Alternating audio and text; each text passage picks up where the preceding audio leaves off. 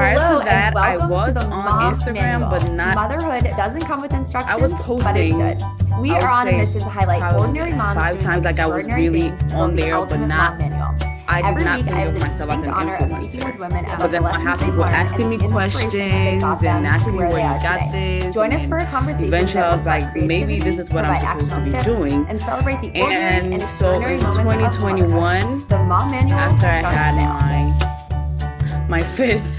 Oh my gosh. That's when I decided to do this full time. At that time, COVID had happened and my husband was working from home. So it was the right time because he could help with the kids because he's working from home.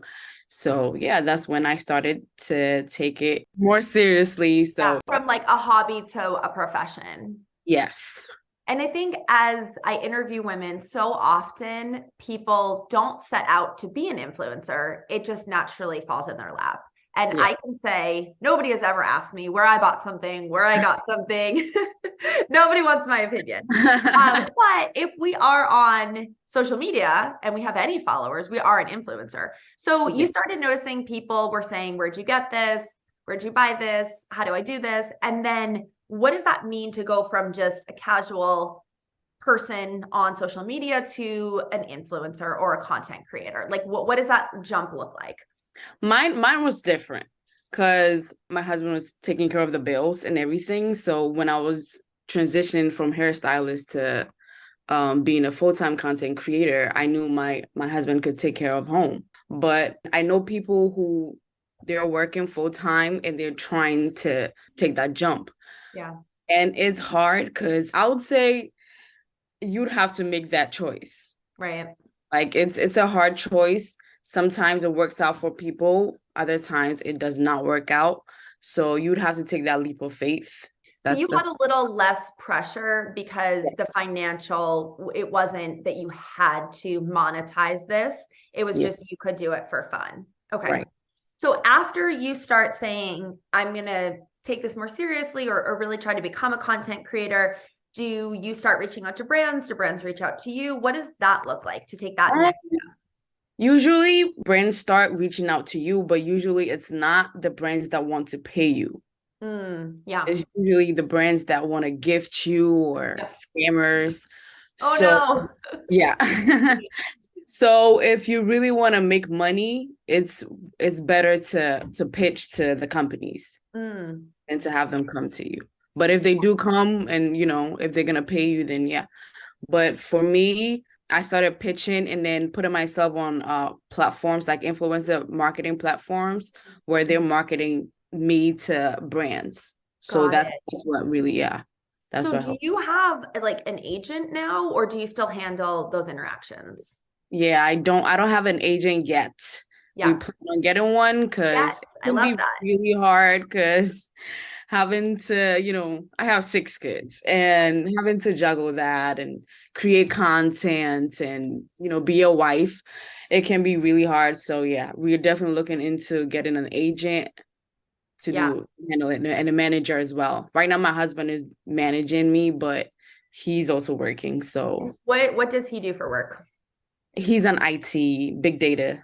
Got it. Yeah. So he has a little bit of flexibility. Then it's not like Yeah. he's out seeing clients and things like No, that. We're working no, physically.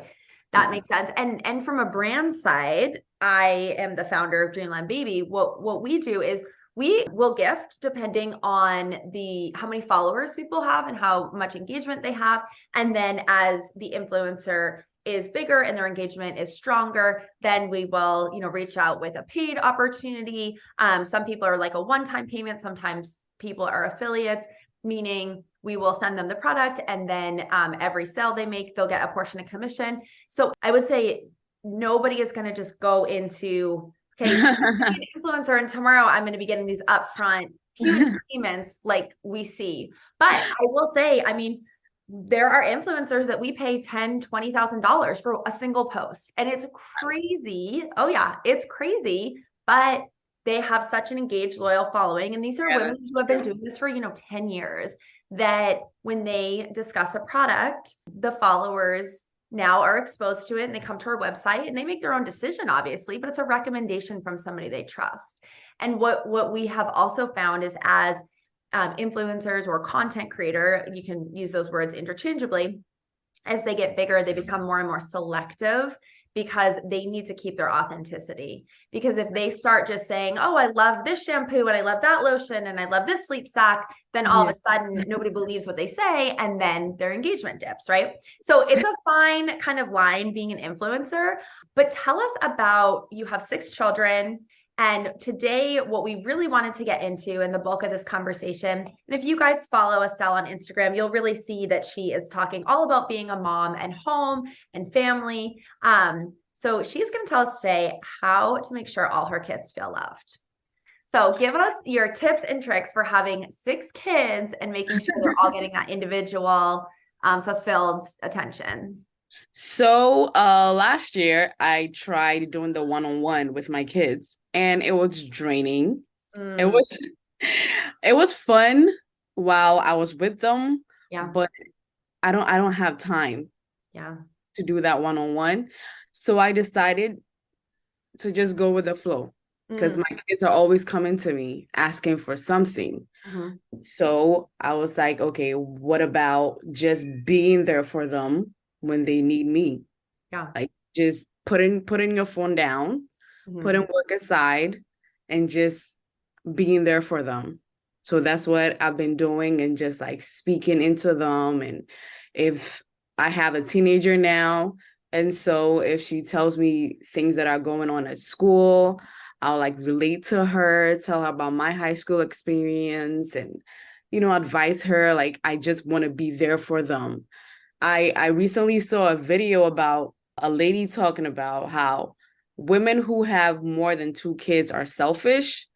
Ooh. Because then the siblings end up raising the younger ones, and parents cannot love all their kids. And I was like, no, like, since I was a child, I grew up in a big family. I grew up in a big family, and I never felt like my parents didn't love me because I was the 5th child out of 8. Wow. They were there for me. If I need something, they will give, they paid attention to me. So growing up, I knew I wanted a big family, and I always made sure, like, when I was dating my husband, I told him, I was like, I never want to have a favorite child. I want all my kids to be my favorite. And so it's work. If you want to show your kids that you love them, you have to work. You can have 2 kids. I know women who have 2 kids and they don't pay attention to their kids like I do with my 6. So it's all up to you. Like, if you want to, if you want to be present, you can be present. Even if you have 100 kids, you want to be present, you can be present. It's just a lot more work, but you can do it. And I totally relate to that. I'm one of 5 and I'm the oldest, and we are quite spread out. So I have twin brothers that are my youngest, and I'm 16 years older than them. And while I didn't raise them, my mom definitely used me as a built-in babysitter. But instead of thinking my mom was selfish, I think it taught me such amazing lessons of discipline and independence and just managing my schedule so I could babysit when I needed to, and really teamwork and family. And, she'd always say, you're part of this family. And so that's why you babysit.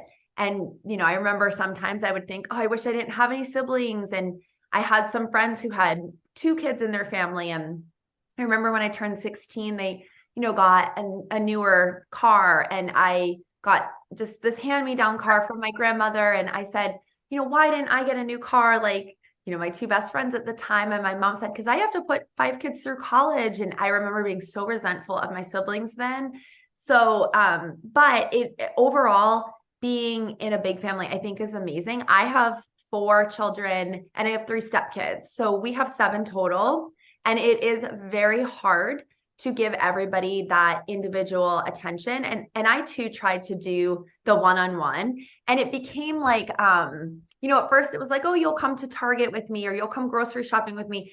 But then it just became almost like a buying frenzy, like, oh, I got this person a toy at Target, and then the next person had to get a toy. And then all of a sudden I'm like, oh my gosh, I'm spending all this money.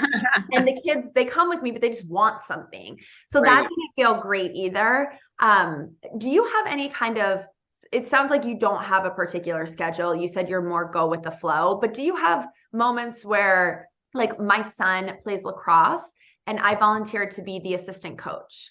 It's once a week, and then he has one game every other weekend. Last year he was 7, this year he'll be 8. And that's like a great bonding time for us. And I'd be going to the games anyways, but he just feels more connected to me because I'm there. Like, do you do particular activities with your kids or things like that? Their school have lunch. Like the parents could come in for lunch, and my kids love that. Oh, okay. Yeah, so they just love to see a parent at school with them. So I love to go to their schools to have lunch with them. With my 13-year-old, she is into fashion. She loves to go to the mall and shop. So I like to do that with her as well. And my boys, I have a 8-year-old and a 5-year-old. They're the oldest, but I have my newborn is a boy, and then I have a 20-month-old. The 2 older ones, they love sports. So like I'll go outside with them and play in the backyard, stuff like that. One question that I get from friends, I have a friend now who has 2 kids that are, so like 6 months and 2 years, and my sister as well. And it's really interesting because they're both saying to me, should we stop at 2 or should we have 3 or 4? Like, what do you think? And I really think it depends on the lifestyle that you want. Yes. And 4 becomes very overwhelming in terms of, like, we travel a lot. My stepkids are older, so they're in college and high school. So they're kind of doing their own thing. They're young adults now. They'll come on trips with us sometimes, and that's like completely overwhelming when we try to bring 7 kids. But for the most part, we're traveling with our 4. And it's just, once you get to 4, you can't have a sedan, right? Now you need to get a minivan, which is wildly expensive for a rental car. I don't know why. You can't stay in a single hotel room because they're made for 4. Like, everything in life is built for 4 people, right? It's 2 kids and 2 adults. And so it's something to consider. Like, do you love traveling? You might not be able to travel in the same way. Do you love being able to go out 4 days a week with your husband? Like, maybe 4 kids is not the right option, but do you have, well, first off, I should ask, are you guys thinking of more, or are you done at 6? We actually want one more. Oh my gosh, I love it. I love it. That's amazing. Let me share a story. We went to my cousin's wedding in Ohio last year. Yeah. And we could not find a minivan. So we ended up staying in a different city that night. We were supposed to get there, get a car, and then drive to the wedding destination. We couldn't go because we couldn't find it. I had never thought about that. Yes. Yeah, and I was like, wow. So like you can't just travel if you have a lot of kids. Totally. So what is your decision to have 7 kids then? Another thing is, I think a lot of women say, I want more, but my husband doesn't. So how do you get your husband on board? What does that look like? He's the one that wanted more. Really? How many kids did he have growing up? There are 4. Okay. 4. Yeah. So he's one of 4 boys. And I wanted 5 because I'm 5 of 8. So I felt like, okay, at least I always say if my mom didn't have 5 kids, then I wouldn't be here. Right. So I'm like, okay, so I'm going to have 5 kids. At least 5. Yeah. After I have 5, my husband was like, 2 more. And I'm like, wow. So yeah, we wanted twins. We wanted the 6th pregnancy to be twins, but yeah, it did not happen. So why does he want more kids? Like, tell us the idea for the people who are listening. You're like, I cannot understand why anyone would want 7 kids. Like, what's the idea behind it? Honestly, for me, like I would say, if I had started earlier, I would have had 10. Wow. Because I really had fun growing up. Like we were never bored at home. Yep. We were, there were always kids at home. We were always playing. You guys will fight, and if something happens, you could run to your siblings like they're like your inbuilt best friends. Yeah. And my dad passed in 2018, and we were there for each other. It was amazing, and I always I really want that for my kids. Yeah. So that's really part of why I want a lot of kids. And my husband saw my family when we started dating. He saw, we were a lot, and I guess he fell in love with having a big family too. Yeah. Yeah. And I felt the same way being one of five. Like our house was always the party house. It was always we had friends coming over. It was like, my maiden name is Petito. And it was like, go to the Petito house. Like, we're Italian. Like, you'll have a fun time. You'll have a good time. And there's always something to do. There's always somebody doing something, like never boring. It was chaotic, but I felt like I had such an amazing childhood, like such a blast. But that's really different from the kid's perspective to the parent's perspective. Today's episode was brought to you by Dreamland Baby. I want to introduce you to a product that hundreds of thousands of parents use to help their baby sleep, the Dreamland Baby Weighted Sleep Sack. Hi, I'm Tara Williams, host of the Mom Manual and founder of Dreamland Baby. When my son Luke was 6 months old, he was still waking up every hour and a half. I was completely exhausted, frustrated, and at my wit's end. Sound familiar? My solution: to create a gently weighted sleep sack that babies can safely wear to help them feel calm, fall asleep faster, and stay asleep longer. The award-winning, doctor-approved Dream Weighted Sleep Sack and Swaddle features our proprietary Cover Calm technology, evenly distributed weight from your baby's shoulders to toes, to help naturally reduce stress and allow your little one to feel relaxed and sleep soundly. If you're struggling to get your baby to sleep for longer stretches and go down easier, you're not alone. This product was a game changer for my son and can be for your family too. And right now, we've got a special discount exclusive to Mom Manual listeners. Use code MOMMANUAL15 at checkout to get 15% off site-wide.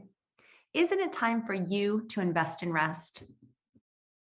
So you had this experience of so much fun and love all as kids. And now as an adult, how does that look on the other side, where you're trying to manage the chaos and you're trying to manage the fights and manage the friends? And I mean, what does that look like from your side? So like when I was younger and I pictured myself having a big family, I never pictured the part of me being the mom and having to struggle like my mom did. But there are good days and there are bad days, I love my kids. So in my bio where I say with a good mindset, with the right mindset, you would enjoy it. Yeah. I realized if you decide to sacrifice for your kids, you're less likely to go crazy.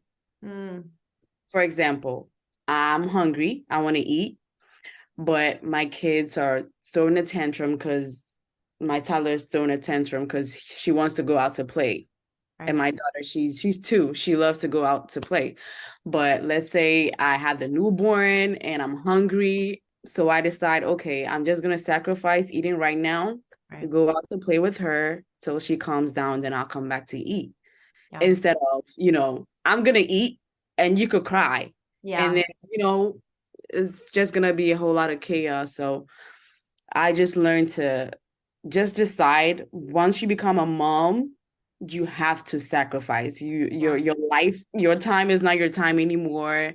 Your life it is still your life, but then when it comes to your kids, you're gonna have to make a lot of sacrifice.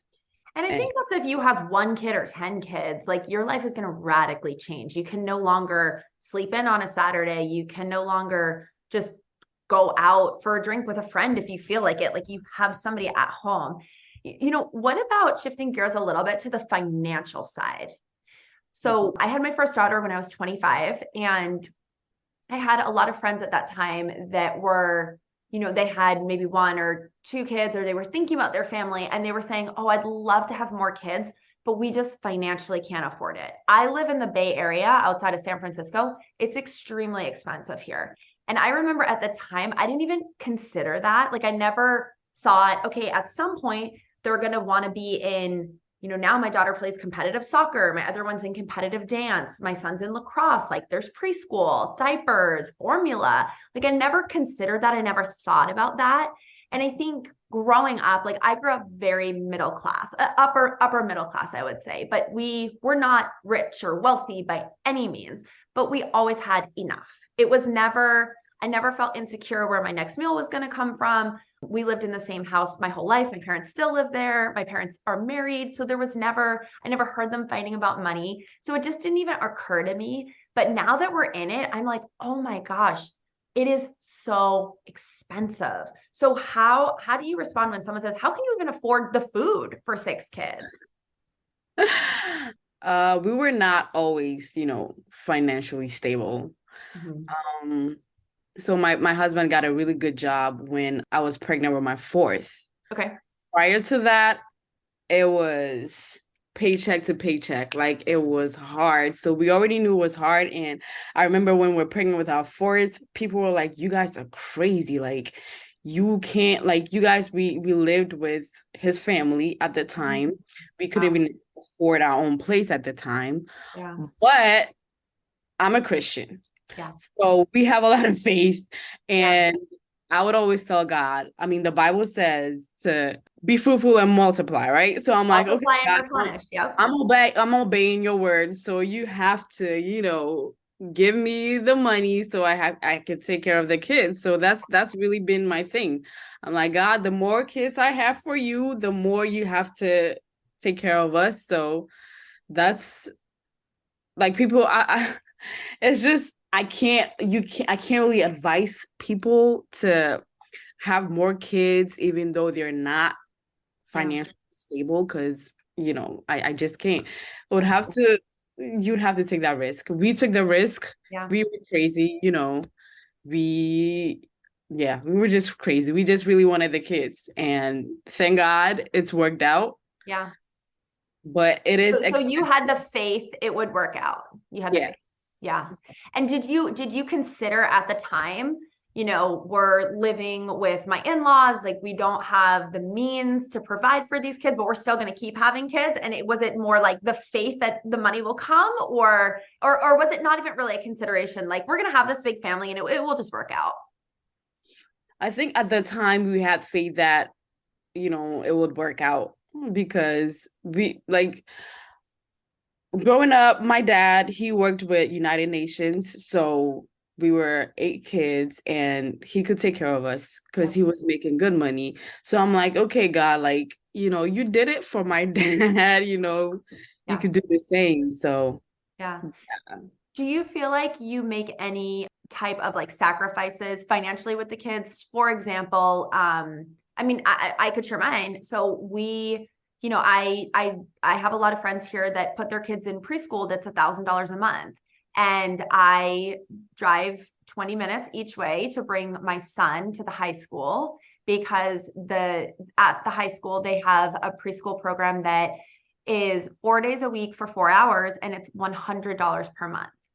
And people are like, I cannot believe that you drive all that way, because it is 20 minutes. We live 20 minutes from everything. We just kind of live far, but it is 20 minutes each way. So it's far.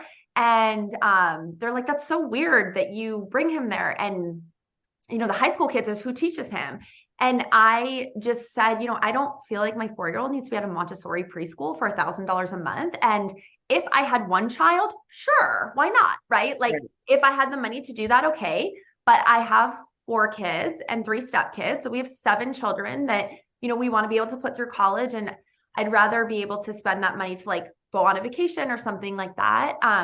And so I think a lot of my friends think that's kind of weird that we choose to bring him there. But that is just one area that I'm like, yeah, if I had 1 or 2 children, I would go to the preschool that's 10 minutes or 5-10 minutes away. But I've made different decisions. Like my oldest daughter, she went to TK in California. They have this program called TK. It's free. It's through the state. And basically if you have like a summer birthday or a fall birthday, it's kind of odd, but it's essentially a year of kindergarten. And so I never put her in preschool because it was so expensive, because I knew she would get this year of pre-kindergarten. And so I felt fine about that. But again, if I had one child, I would definitely be putting them in, the most expensive preschool, but I just have too many kids. So I've made different decisions based on the number of kids I have. Do you feel like that's now 6 is obviously more than 4? And maybe for anyone who's listening that has a lot of kids or thinking about it, like where do you feel like you can cut back and make some, I guess you call them sacrifices, but with having so many kids? Yeah. So when I was pregnant with my 6th, we had a nanny for a short time because it was just too much for me. Yeah. And we wanted to keep the nanny after I had the baby. Yeah. But then I was like, okay, after I have the baby, I'm gonna be better, I'm gonna be well. I could clean, I could do most of the things I couldn't do when I was pregnant. Right. So we had to let the nanny go because we could save a lot of money. Yeah. By doing that. So yeah, I remember my husband was like, but then you're gonna have to, you're not gonna have time. I'm like, better off, because like you said, I'd rather we go on vacation without money than, So yeah, definitely. It's just kind of like shifting around. And so how do you grocery shop for 6 kids? Give us those tips. So we have a Costco membership and we have a Sam's Club membership. My husband, he doesn't want to go grocery shopping anymore because it's too much. So we just order online. Oh, wow. Yeah, it's a lot of money. Yeah, I know. Talking about it because we had a budget before, but now we can't even keep the budget because especially it's so expensive. Yeah. Where do you live? I live in Texas, Arlington, Texas. So here I was just looking because I'm very frugal on food as well. I remember at one point, this all actually really started because me and my husband both got laid off at the same time in 2018. And so my husband got laid off the day before my son was born, my 4th, and I got laid off during maternity leave. So we now had 7 kids and we were, no money, like literally no money. And so we canceled all of our, even down to Netflix. Like we canceled every subscription, anything we had, anything extra. We had someone who came twice a month and cleaned our home, and we canceled that. Like it was nothing. Nothing was left that we were paying for. We would always say gas and groceries. And so I started looking at, this was actually like really fun. I love finding savings. I dug so deep and I was watching all these YouTube videos on these people that had like 8 kids, 10 kids, and how they would grocery shop and like bulk buy and, focus on things like beans instead of meat and like all these different kind of tricks and hacks on how to save money on food.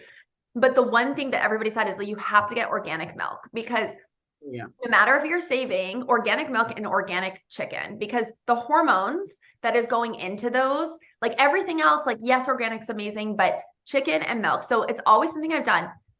A gallon of milk costs $7. $7. My family drinks 2 gallons of milk every single week, like $14 just for milk. It is crazy how expensive things are now. Same thing, like we have a budget and I texted my friends the other day. I went to Costco and spent $300 and we don't drink alcohol. So there's no alcohol in there, right? There's nothing fancy. There's no treats. Like this is the basics. Yep. And like, you guys, and they were like, oh, our Costco bills are like $500 because they're getting the meats and the cheeses and the alcohols and things. And I'm like, I don't even know. So if anyone has some good grocery tips, send them my way. Because me and Estelle need it and we don't have budgets apparently anymore. This is not good. With eggs especially, it's like, okay. Oh, like I went on the Costco app, let's say on a Tuesday, the eggs was $7.25. The next day I went on there, it was $9.25. I'm like, no, this was the craziest thing ever. So I went to, I shop at Costco also, and we also have a full-time live-in nanny. So I work 12 hours a day. I'm running a business. We have about 15 employees. So I am doing that. So we have, and even between me, my husband, and our full-time nanny, it's like, there's still not enough people to drive. So we also feed her, of course, right? So it's like 3 adults in our home, 4 children, and then my stepkids whenever they come. So, we need all the food for them. So we're just feeding a lot of people. But we went to Costco, and I know all the prices because I get the same things every time. Yes. And I went in, and watermelons used to be $3.99. The watermelon was $10. And I was like, what has happened? And I was giving the guys, this is over the summer, and I was giving the clerks a hard time. I said, when did this watermelon go from $4 to $10? They were like, yesterday. It's the craziest thing, right? I'm like, $10 for a single watermelon. What is happening right now? So yes, inflation is real. The food is getting inflated. Gas is super expensive for shopping for 6. I would say just bulk shopping at this time is way better than, going to Walmart's or, Yeah. So I do Sam's Club and Costco. So Why do you do both? Because they don't have the same products. Like, Costco has a lot of organic produce. Sam's Club doesn't. But then Sam's Club, let's say their olive oil is cheaper than Costco. So you kind of price compare the two warehouses. Yeah. So like my husband eats organic lamb. And it's cheaper at Sam's Club than at Costco. So like we buy different things. So yeah, that could be, and it's just a one-time membership fee. Yeah. So it's worth it. I don't even know if there is a Sam's Club. I've been a Costco member. Like my mom was a Costco member and always bought that for our family. So I've been going to Costco now since I was 10 years old, 25 years. I love that. Sam's Club is much cheaper. What's that? Sam's Club is much cheaper than Costco. Yeah. Okay. So that's our hot tip. I need to look at Sam's Club. I don't know if there even is one near us, but yeah, I need to figure that out because the food thing is just, it gives me anxiety. And I love looking, my team always gives me like, they laugh at me because they're like, one of my board members says like, I will drive to Costco to get Post-its because they're cheaper than ordering on Amazon. And I'm like, I know. Yes. I love saving money. Like, why would you overspend in life?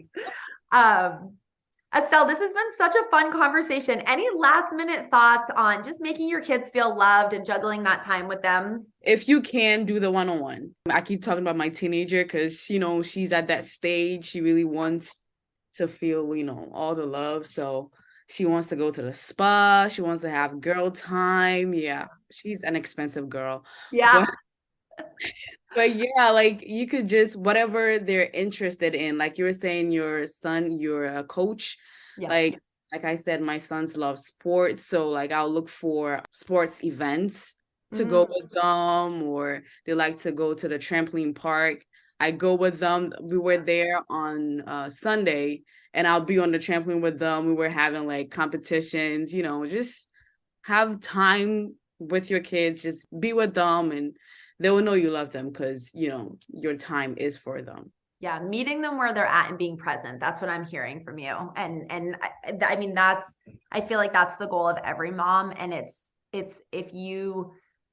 sometimes it's really hard, right? Like we're getting pulled with work, with bills, with social media, with just wanting to listen to an audiobook and zone out. But when you can be present and jump on, we have a trampoline at my house and I don't think I've ever gone on it. Like, I don't want to jump on the trampoline with them. I don't like doing stuff like that. I'd rather play a board game or something, but I love that, if they want to jump on the trampoline, like meet them where they are, do the thing they want to do that one-on-one. And that's big families or any families. Estelle, thank you so much. I love this. Where can everybody find you? Do you have a website or a blog also, or is it just Instagram? Tell us all the places you are. I am mainly on Instagram, so vintage_Estelle. You can find me there. I share, let's say, maybe like 5 times in a week, and I'm in my stories all the time, so you will find me there. Amazing. Thanks, Estelle. Thank you so much.